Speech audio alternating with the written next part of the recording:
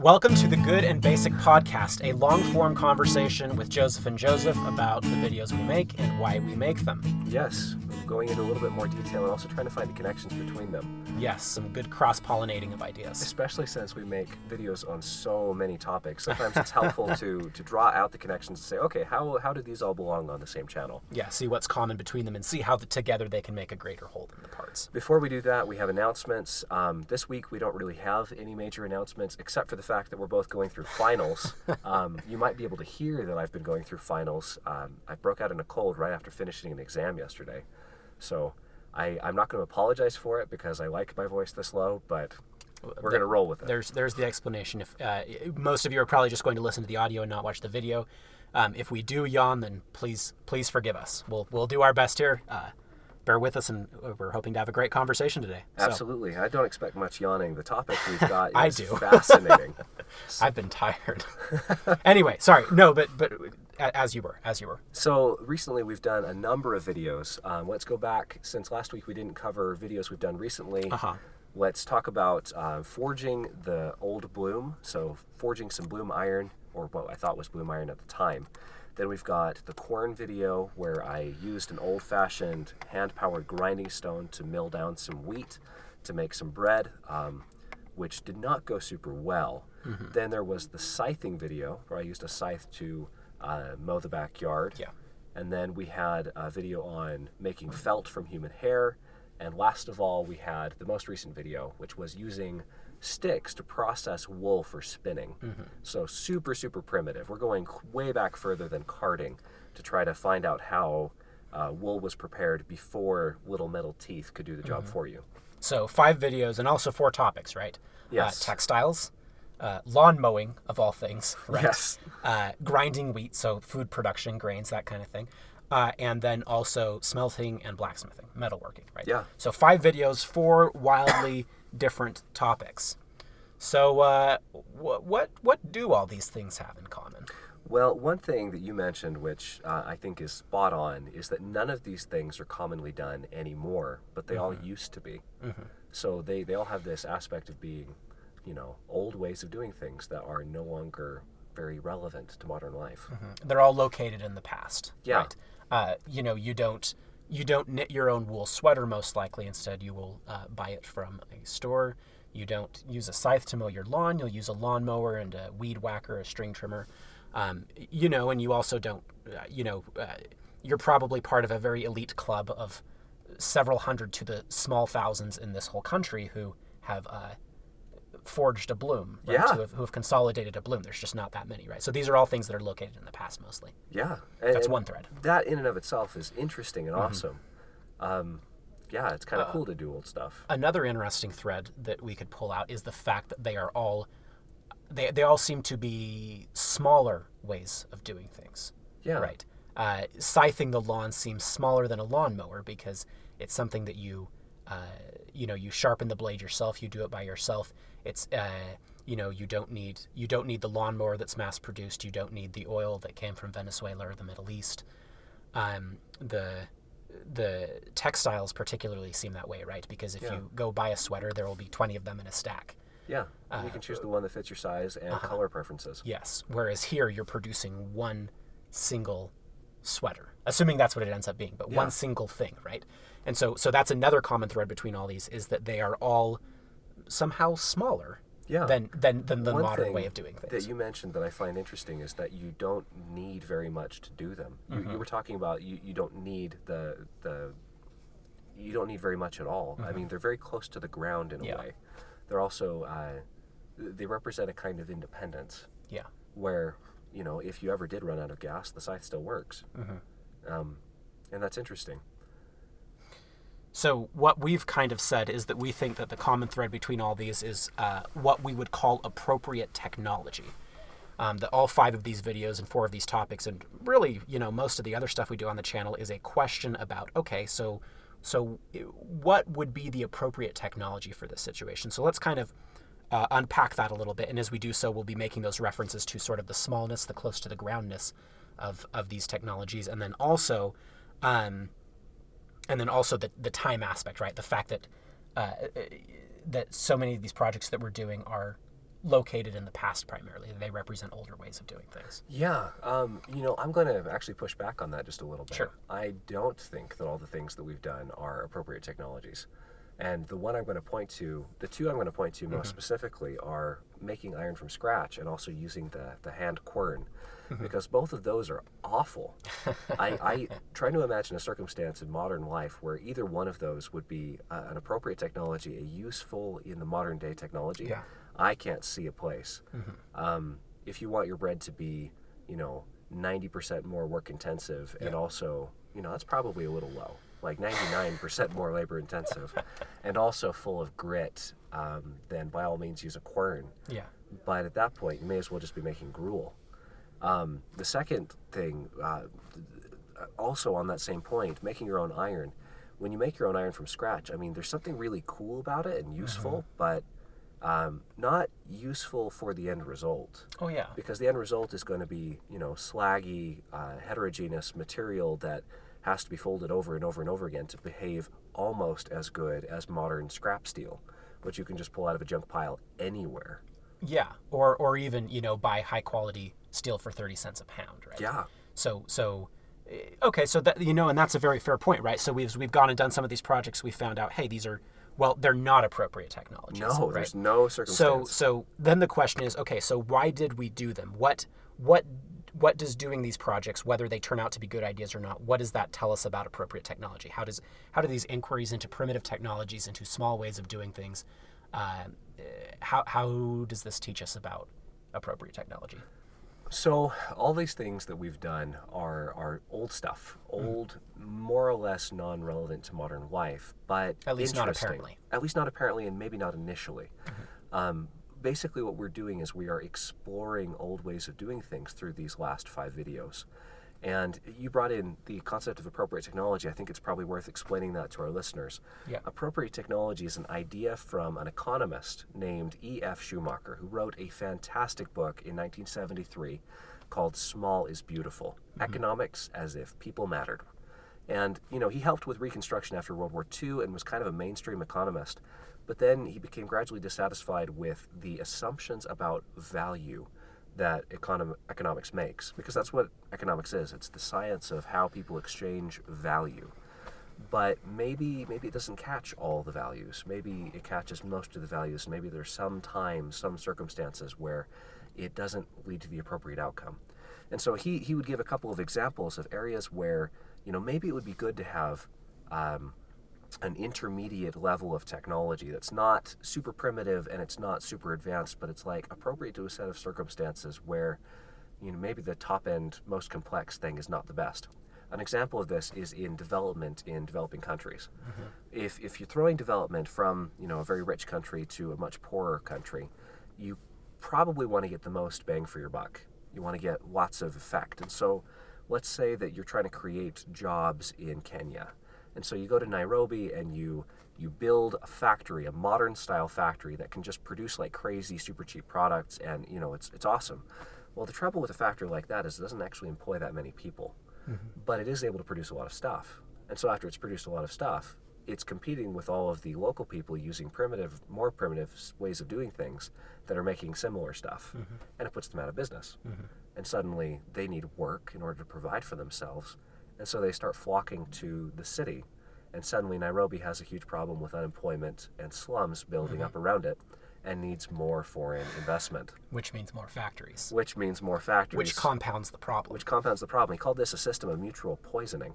Another example of this, another way of thinking about this is employment itself something you want to keep in account?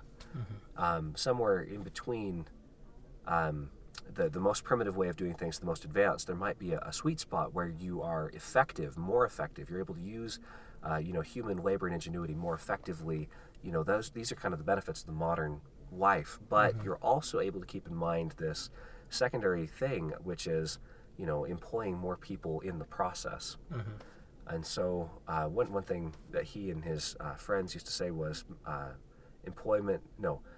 not mass production, but production by the masses. which is kind of a cool concept. And so anyway, distributed production, putting productive capability in the hands of as many people as possible. Yeah. Rather than centralizing it into one place, say a corporation. Right. Another example that E.F. Schumacher used, which might be a little closer to this specific problem, is he looked at the numbers for Ford Motor Company right around when it was started. You know, when they were creating this massive factory that was producing, you know, lots and lots of Model T Fords, lots of cars.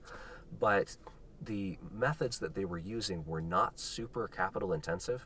And so the amount of money that it took to create each new position on the work line to employ another person wasn't all that much.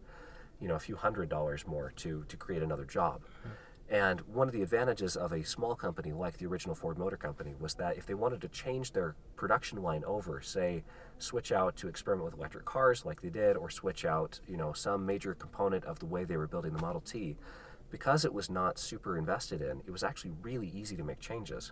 You compare that to when they're creating the tooling for the Shelby Cobra in the 1960s, and suddenly they are investing massive amounts of money in the R&D and massive amounts of money in the tooling, and any little change, the change in the position of a single bolt hole costs hundreds of thousands of dollars. And so it's less flexible. It's a less flexible manufacturing. Less flexible and also more expensive per job. And so, I mean, there's all these factors you have to keep in mind, and in many cases, the most modern way of doing things is the best, but in certain circumstances, in certain conditions, in certain places, at certain times, it might not be. Well, and let's even for a minute go away from sort of the macro scale, right, like corporations in Nairobi, Kenya, and just go down to the scything video, right? So we identified the quern particularly as an example of primitive technology that is, well, not very appropriate, let's say. No, not as good. It's less than ideal. It's not as good. It's certainly basic, but it's not good and basic. Yeah. Yeah. Well, let's talk about the scything, right? So we've both concluded, right, that that's a much more appropriate technology, right? Do you mind unpacking that a little bit and explaining your experience? I love scything. The experience of it is awesome. And part of it is the fact that I have a tiny microscopic back lawn, which means the difference in time between, you know, setting up a lawnmower and going at it the traditional way for the modern context, and then doing it with my scythe isn't that big. I mean, it's comparable. Suddenly the scythe can compete. Yeah. But beyond its ability to compete in terms of its production, I enjoy scything more than I enjoy mowing the lawn. I mean, there is an aesthetic reason why I just like scything more. And for me, can you describe that aesthetic experience a little more? The single biggest thing for me is the noise. I hate background noise that kind of drones on. And, you know, while you're mowing the lawn with, you know, a gasoline-powered lawnmower, you have the advantage of you can sing at the top of your lungs and no one has to hear you. And I've taken advantage of that more than once. I mean, I enjoy mowing the lawn, but it can grate on you. Yeah. When we've done blacksmithing projects in the past, occasionally we've used hair dryers as our bellows. And that's awesome. It's super or other cheap. Electric fans, yeah. It might be an appropriate technology even because it's a really cheap, accessible thing that, you know, you can plug in and suddenly you can blacksmith. Yeah.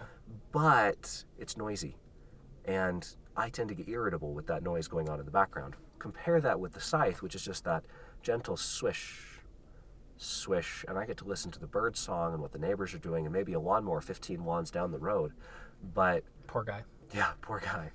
But it's more aesthetic, and in addition to that, it's quite pleasant to actually swish the scythe along. You know, a little bit of gentle physical exercise as I work the thing is not bad. In terms of physical effort, it's actually lower than my reel mower.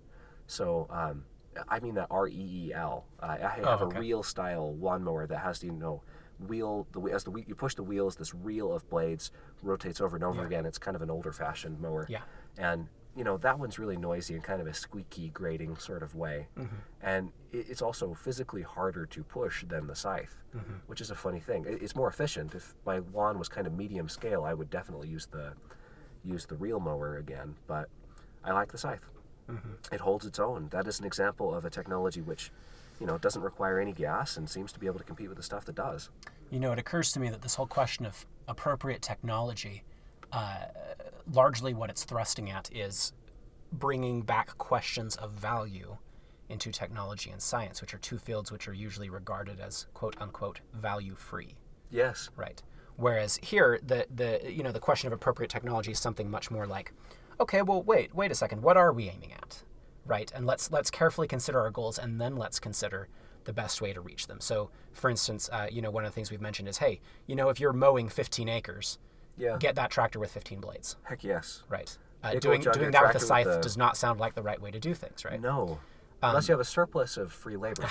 So I mean, unless you have a surplus of free labor. If you have a ton of free labor and maybe you're in the position where you are teaching, 40 young boys how to be men, and this is a school property, and the character building there's an idea. Ethic is as important as getting the grass mown. In that case, maybe you would mow 15 acres with scythes. Yeah. Kind of Louis Sachar Hole style, because it builds character. But oh dear. Oh boy. But maybe not. I mean, it's not the most efficient in terms of your money. It's a question you have to ask, and I especially like what you said there, efficient in terms of your money, because the question of appropriate technology starts asking, okay, well maybe money is a non-negligible concern. Right? No, fair enough, definitely right? a concern. But is it the only? Exactly. Maybe there are some other concerns here, right? Maybe there's the amount of time you have.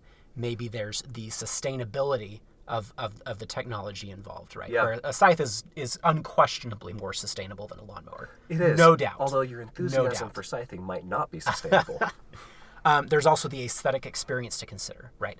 And even going beyond the aesthetic experience, expanding that, the whole sort of human experience, right? And I wonder if that's not why in our day and age we're seeing a large resurgence of interest in crafts, hobbies, primitive ways of doing things, farmers markets, handmade things, right? And it's like, well, why, right? Yeah. That's not as quote unquote efficient. We've already decided that, right? Yeah. Largely that,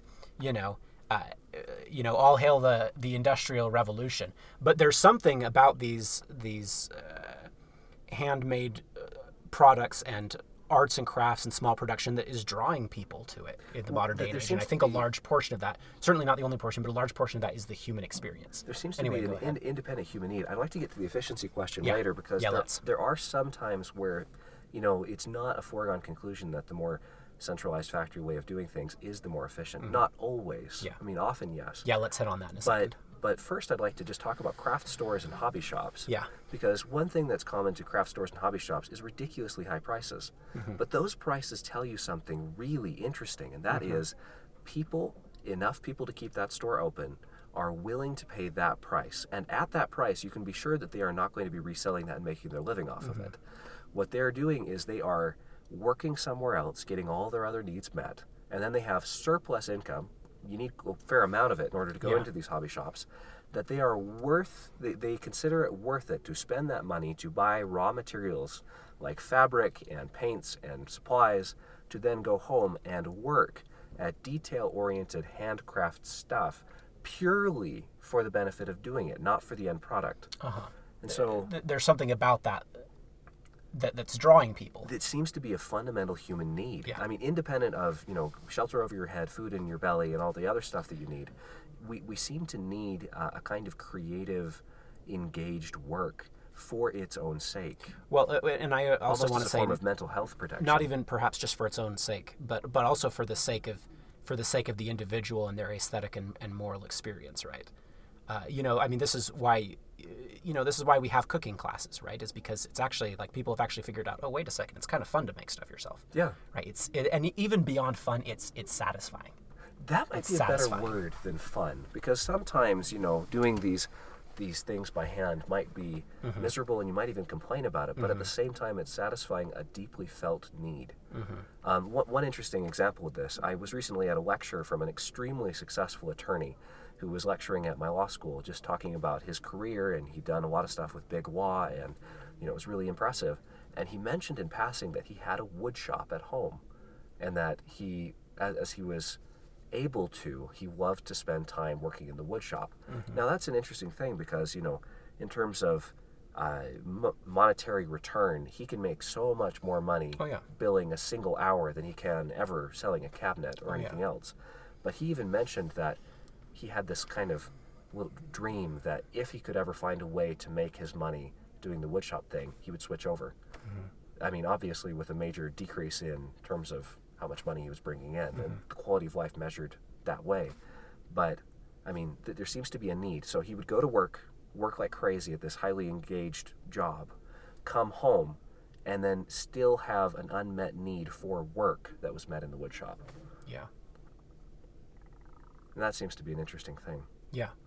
Yeah, absolutely. Well, and I think this is one of the very few things that Karl Marx got right, was about the alienation of labor, that there's something about the division of labor and the Industrial Revolution that has largely, not totally, but largely made technology and production kind of a demeaning and alienating and dehumanizing experience. Or at least that can happen and that it does happen in. We see what I that. said, not exclusively, but it's certainly a factor that plays out, right? And so it's a question that I think is, well, I think that again, I think Karl Marx was wrong about most of the things he said, but this is one thing that I think you could pull from him that's worth looking at, which is, hey, it would be worthwhile to look at our technologies and figure out not just if they're increasing our bottom line, but if they're increasing our quality of life. That is a question that should be asked. Yes. I think that is exactly the right way to say it too. Not just the bottom line, but also our quality of life. Mm-hmm. Are you Economics optimizing is if people for the mattered. right thing? Yeah, and yeah, I love that. Optimizing. Are you optimizing for the right thing? It's a revaluing of human meaning and satisfaction, perhaps. Right? Yes. So now winding back to the beginning of the conversation, right? Then that's really sort of what we're aiming at is, hey, it's cool to recreate these ancient arts and crafts, right? It's cool to, make dirt into metal. That's legitimately cool, right? It's awesome. But there's a payoff here. There's a larger payoff, which is, hey, maybe we could figure out the ways that technology can be used appropriately. Maybe we could figure out the smartest way of doing things. So why don't we talk about that for just a second before we move on to the efficiency question, if that's okay? Why don't we talk a little bit about sort of the historical aspect of this? Exploration of this. Yeah. So one way of describing what we're doing is that we're exploring the past. We're going back and looking at old ways of doing things. And you can think of the past, because it is so different from the present, as being like a foreign culture, almost an alien culture. Yeah. And so, one thing that we've talked about briefly is the personality differences between quote-unquote more liberal and more conservative people. Mm-hmm. Liberal people, my personality tends to be extremely high in openness, which according to Jordan Peterson is an indicator for a culturally/politically conservative bent. Liberal. I misspoke. And, my interest is I like to be on the edges of things. That's where interesting stuff happens. And I like to see alternative ways of doing things. Mm-hmm. I'm dissatisfied. I have a slight dissatisfaction at any given time thinking, hey, that could be done a little bit better. Could we get creative with it? And visiting the past for me, going back and looking at old ways of doing things, is about exploring. Mm-hmm. About exploring kind of linear alternatives, lateral alternatives. Yeah. And in some cases, I go back and I say, that was a dismal, horrible waste of my time in terms of any sort of production quality. Yeah. But sometimes I go back and say, hey, that's really good. Maybe there's something here that's worth bringing forward and incorporating into my life. Yes. And so one way of looking at this is that we are exploring a foreign environment and trying to pull out good stuff. Because when you go back, you don't know if the way that you're doing things is the best. I don't know if my lawnmower really is the best way of, manicuring mm-hmm. my lawn. And separately, I don't even know if having a lawn is necessarily the best use of my yard. But going and doing a little bit of this exploring, the past is this treasure trove of alternative ways of doing things. And one of the things that we've discussed is that also actually constructs a very strong culturally liberal argument, a very strong argument from a culturally liberal perspective, in favor of looking towards the past. Normally, when we think of looking towards the past, it's associated with a more culturally conservative position, right? Tradition, the way things have been done, so on and so forth, right? But the very strong culturally liberal argument in favor of looking at the past is fundamentally that the past is a different culture from yours. It's an exercise in multiculturalism. The only difference is that rather than being separated by geographic space, you're separated by time. Yes. Right. The conservative argument, again, for looking at the past would be to say that the way things have done, if they've worked over time, is worth something. Yes. And ought not to be thrown out too quickly. Yeah, and expanding on that for a second, just very briefly, Nassim Taleb makes this argument, which I think is really worth paying attention to, that when we think about rationality, we should not think about it in terms of it intellectually making sense. In other words, it doesn't have to be sort of logically coherent to be rational. Instead, he prefers to define rationality as that which works and keeps you alive, even if you don't understand why. Yes. Right, and so that's the strong conservative argument in favor of looking towards the past is, hey, look, whatever problems the past may have had, it did in fact keep us alive until this point. And so it's, we don't want to jump out of this boat too quickly until we know we have a better boat. There's a strong modern bias in favor of knowledge that has good explanations rather than knowledge that works. Yeah. And an example of that is our understanding of bacteria. We know more about bacteria than at any other time in history. Hands down, bar none. We just have better explanations. Yeah. And those explanations have power. They allow us to predict things. They allow us to generate new drugs. But honestly, and as we look back at the past, you'll say, medieval people had no knowledge of bacteria, and therefore it's very easy for us to make an assumption that because they did not have a conscious understanding of how bacteria worked, they lived in filth and died of disease at ridiculously early ages and had no idea what was going on. Well, when you look at the past in terms of the way that they lived, that idea breaks down a little bit. For one thing, medieval people lived on beer and cheese, both of which require sterile conditions to make. So even if they weren't consciously aware and could not describe what bacteria were or how they looked, they knew enough to know how to kill them to make cheese, which, is interesting. And they...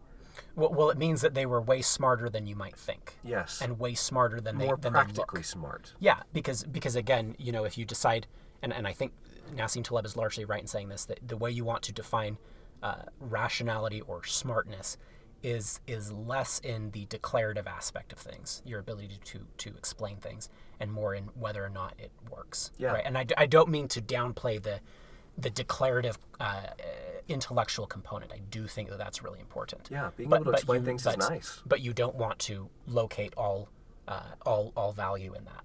You don't want a lot of value needs to be in on the ground as applied. Does it make your life better? Yeah. And that seems to be something that has always been a feature of human knowledge and always been a feature of, we've done things the best way we were aware of at the time. And sometimes, a leap of creativity could have made things a lot better very quickly. One example that really interests me about history is that we had the technological manufacturing ability to make steam engines thousands of years before we made steam engines. The first ever steam engine prototype was the Aliophile made by Huron of Alexandria, and that was in the BCs. We had a miniaturized steam engine, and people said, what a fun desk toy. Yeah. So, a little bit of lateral thinking at that point could have made a lot of difference, but at any given time, people were good at optimizing with the materials and things that they knew about. People always chose the best thing that worked. Yeah. Or at least they chose something that worked. That worked the best that they were able to find under the circumstances. Yeah. And so this also provides another strong argument in favor of looking towards the past, which is something like, if you go back and look towards the past, you can find the necessary conditions of what a good solution looks like. In other words, the necessary conditions of appropriate technology. That's an interesting way to look at it. That's actually really cool, the necessary conditions. One other thing that I will add is it also sets you up to understand the context of the problem. Yeah. So, if you understand the problems more objectively, you don't just do things because, again, this is more of a temperamentally liberal way of doing things. You don't just do it because it works, but you have, by looking at the various options, you're more aware of what the alternatives look like. Yeah. And you're able to make a comparative decision. You can't make choices without alternatives. Yeah. And you don't have freedom without alternatives. And by looking at the past and seeing these alternative ways of doing things, you can objectively say, no, my way is better, or no, my way is not. And you get that context to be able to make that determination. Yes. So one of the things that we wanted to do was to talk a little bit more about those conditions, those attributes, those qualities of what constitutes an appropriate technology, those factors that you may want to balance, right? Do we want to talk about that first, or shall we hit the economic profit aspect of small manufacturing first? Let's hit that first and hit economic profit in just a moment. Okay, yeah. So attributes of appropriate technology. So how do we know if a technology is appropriate? What kinds of characteristics can we look at to decide if it's a good solution or not? Well, I think you need to list all the values, all the things that you're optimizing for. One way of talking about technology is to say that all technology and all technology is an optimization thing. In other words, when you are optimizing, you're saying, this is the thing that I want it to accomplish, this is the value that I want it to achieve, and this is the degree to which I want to achieve it at the expense of other factors. And so you could set one thing on that and optimize your entire life. The video I did recently on bad grades in law school is an example all of about optimization. And one of the things that you mentioned that's interesting about doing these old technologies, even if they're worse, even if they're substantially worse, for example, iron smelting, is the value of being independent or self-sufficient, separate from anything else. If you have the knowledge to do it, the capacity to do it the super primitive way, then suddenly you're in a position where you are making choices of whether or not to do it the most efficient way, because you suddenly have the choice to do it the inefficient way. So there's an independent self-sufficiency component. Another component that we've identified is something like the aesthetic experience. Yes. Right. That there might be times where you want to do something that is, that seems by quote-unquote objective measures to be lower quality, right? But that is better because of the aesthetic experience it gives you, right? Yeah. And I think that's non-negligible. Another thing we could bring out that we've kind of alluded to is sustainability, right? Yeah. One of the issues with the Nairobi factories was that they were not sustainable and that actually each solution, so-called solution, made the problem worse, right? Yes. So one of the questions that you want to ask with technologies is, okay, how long can we keep using this technology? How durable is it? How resilient is it to change? And how long can we play this game into the future? Yes. Which is one of the things that makes the scythe such a good technology, is that it's a game that can be played for a really, really, really long time. And, if OPEC goes under, you're fine because you're not running on oil. If there's increased environmental regulations, you're fine. You don't go under. If you don't have mechanical knowledge and your lawnmower breaks down, you're still fine. You don't have to stop cutting your lawn. If you are low on money, then hey, you can, a scythe is going to be quite a bit cheaper than a lawnmower, right? Yeah. And so it's durable and resilient. It's a game that's sustainable and can be played into the future. And two other ways of characterizing that, other than sustainability, even with the same list that you provided, was it has fewer dependencies because it is less complex. Yeah. And so fewer dependencies is another characteristic. Fewer dependencies is another characteristic that seems to improve the quality of something. If you can get a comparable result with fewer dependencies, it seems to be better. So we've got aesthetic, we've got in terms of course, we've got production quality, like does it produce a similar or better result when that result is something you want? If you want your grass cut, does it cut as well as a regular lawnmower? And objectively speaking, probably not, but is it close enough to be worth doing? And the answer to that one seems to be yes. Well, close enough, and then there's also the aesthetic factors that unbalance it. Yes. Right. Yes, that's not to mention the fact that we all know Americans need exercise anyway. Well, all humans need exercise, but yes. But it does seem to be perhaps a uniquely American problem, perhaps, right?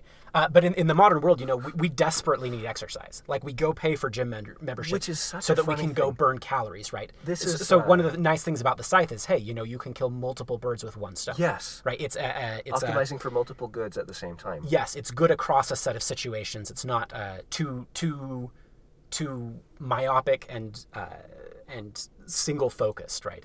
It works divergently instead of convergently. Funny that you mentioned exercise. I mean, that's such a good example of a weird thing about modern culture. Like, through much of human history, being fat was a sign that you were doing really well. Oh yeah. Yeah. You're insanely prosperous. You're insanely How prosperous. on earth do you afford those calories? Yes, you've got extra. You have excess. I mean, excess is a sign of wealth. That's a really good thing. You're doing well for yourself. Yeah.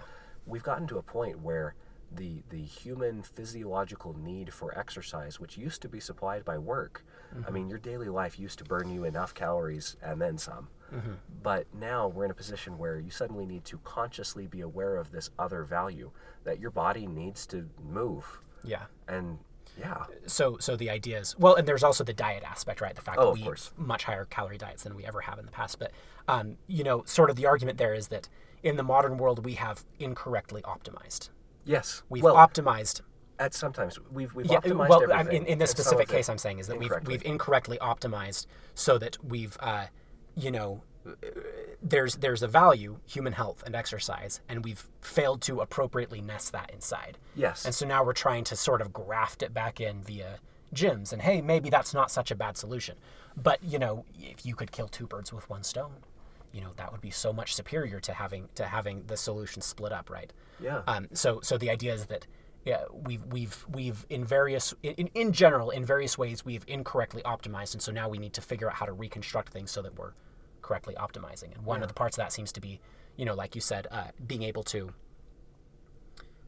solve as many problems at once as we can. Absolutely. Let's talk about the production efficiency side. So making stuff yourself from scratch, making your own sweaters, making your own canned goods, mowing the lawn with scythe, it's very easy to say that these things don't compete well in terms of final product. That's the predominant belief. Right? That is the predominant belief. And the degree to which that is true depends on what you're doing. But there was an economist, a self-taught economist in the 1920s and 30s named Ralph Borsodi, who was writing all the way up until the 70s. And he once walked in to his house and saw his wife canning tomatoes. And, he said, "That's really nice, dear, but does it really pay? I mean, is that the most efficient use of our time to be canning our own vegetables when you can just go and buy a can from the store?" And she said, "Well, of course it pays." And he said, "Well, I wonder." And so he started doing the math, started keeping very careful track of how much time they were spending, of how much the ingredients were, of how much they were spending on energy to run the stove, on bottles, and all this stuff. And he did the math and found out that they were actually competing successfully and they were more efficient than the Campbell Soup Company in terms of bottom line profit. And it blew his mind. Counterintuitive. Super counterintuitive. That's a mind-blowing thing. And so he came up with something that's called Borsodi's Law, which is an interesting thing about factories. As you increase the specialization of your factory and you decrease the cost of producing an individual can of soup or canned tomatoes or whatever it happens to be, as that price goes down per unit, the cost per unit of storing it and transporting it goes up. And so eventually you hit this point where you hit a law of diminishing returns, and in that space you can compete, because when you're canning vegetables at home, it's at the final destination already. It never sits in a warehouse. You have negligible to non-existent storage, transportation, and administrative costs. Right. In modern times where we've got robots starting to deal with the logistics problems and deal with warehousing, maybe this isn't as much of a deal as it was, but it does provide an example of a place where costs increase as they were decreasing in the first place until they hit kind of this point where you can compete. Such an interesting thing. Yeah, so the practical upshot of Borsodi's Law is something like, hey, your small-scale manufacturing might be less your small-scale manufacturing might be less efficient than the large-scale stuff. Yes. But then again, it might be more efficient. You're going to have to go look at it and see. And in terms of cost effectiveness, there's another factor that you need to take into account, and this is something that Borsodi was quite good at. He would measure the quality of what he was producing himself for the closest comparable quality on the market and use prices from that product, not the cheapest can of tomatoes. So he would look for the can of tomatoes that was in quality as close to what his wife was producing, which when you're making homemade, a lot of times your quality is higher than the stuff you can get at the store. Oh, yeah. You've got greater customizability. It's more tailored to your tastes. I mean, you've got a lot of advantages. It's fresher. Yeah. But as he was doing the math with those, to get comparable things was either hard and or way more expensive if bought in the market. And so that plays in as well. Yeah. Well, I suppose we saved the strongest argument for last, right? We basically, there are cases where even this sort of small primitive technology is not only going to be more aesthetically, individually satisfying and satisfying in other ways, but actually it's going to be more efficient to your bottom line too. Yeah, it can be. So we've saved, it can be, right? So we've saved maybe the strongest argument for last, perhaps. One thing I'd like to add, just as a final note, Sure. is as we're looking at appropriate technology and different ways of optimizing, the single most important thing seems to be aware of what your options are. Because you can't make It's about making a comparative conscious choices. decision. Yeah, you make a conscious decision if and only if you're aware of two or more options. Yeah. So if you're doing just the one way that you know how to do things, of course it's the best. It's competing with a pool of one. But if you are aware of 17 or 18 different ways of doing things, then suddenly the best one will have competed against 16 others. And so, going to the past it's more is one likely way to of actually seeing be the best. alternatives. Yeah. Yeah. Okay, all right. Well, I think we actually successfully made it through that without a single yawn. So that's really good.